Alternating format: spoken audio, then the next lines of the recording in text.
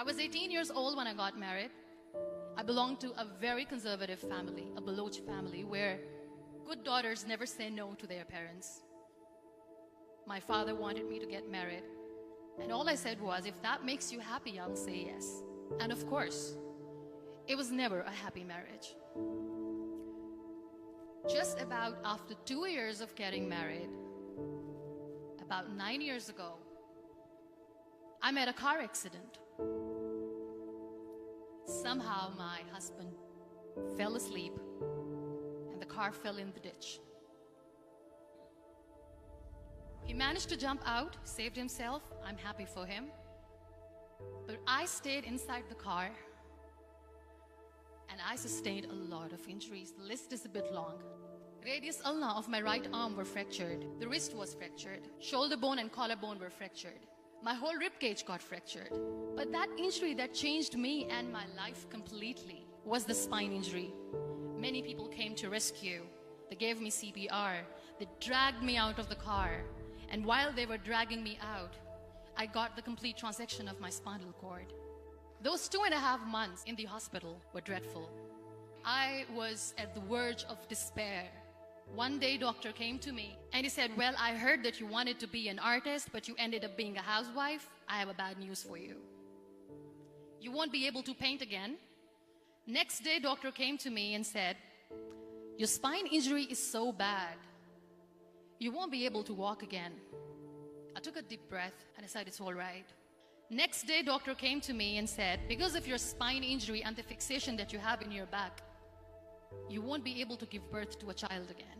That day, I was devastated. I started to question my existence. Why am I even alive?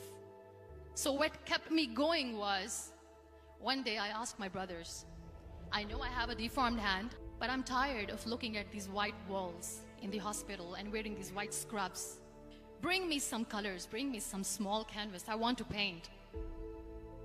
So the very first painting I made was on my deathbed, where I painted for the very first time. What an amazing therapy it was. Without uttering a single word, I could paint my heart out. I could share my story. People used to come and say, what lovely painting, so much color. Nobody could see the grief in it. Only I could. And that day I decided that I'm going to live life for myself. I am not going to be that perfect person for someone. I am just going to take this moment and I will make it perfect for myself. That I'm going to fight my fears. So I wrote down one by one all those fears. And I decided that I'm going to overcome these fears one at a time. You know what was my biggest fear? Divorce.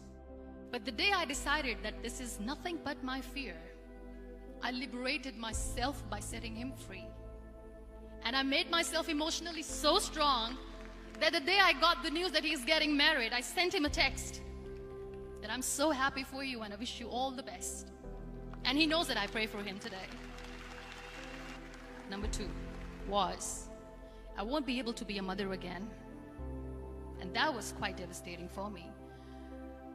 But then I realized there are so many children in the world, all they want is acceptance.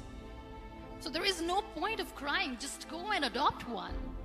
And that's what I did.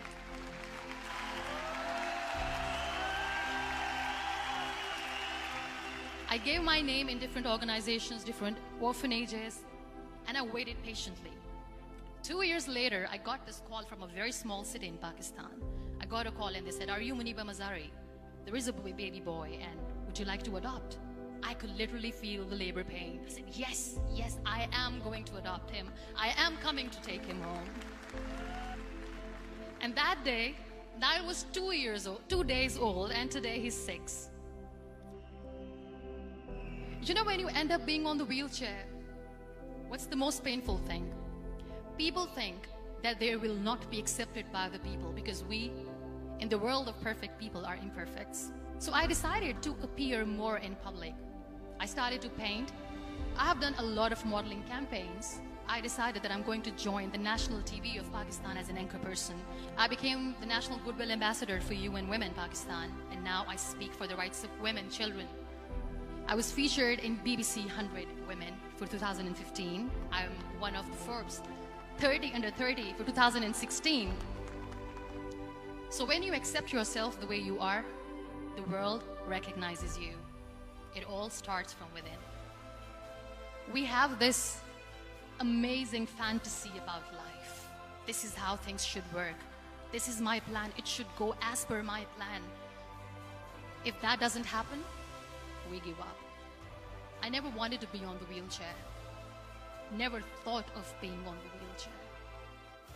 This life is a test and a trial, and tests are never supposed to be easy. So when you're expecting ease from life, and life gives you lemons, then you make the lemonade, and then do not blame life for that. It is okay to be scared. It is okay to cry. Everything is okay, but giving up should not be an option. They always say that failure is not an option. Failure should be an option, because when you fail, you get up, and then you fail, and then you get up, and that keeps you going. Embrace each and every breath that you are taking. Celebrate your life. Live it. Don't die before your death. Real happiness lies in gratitude. So be grateful, be alive, and live every moment.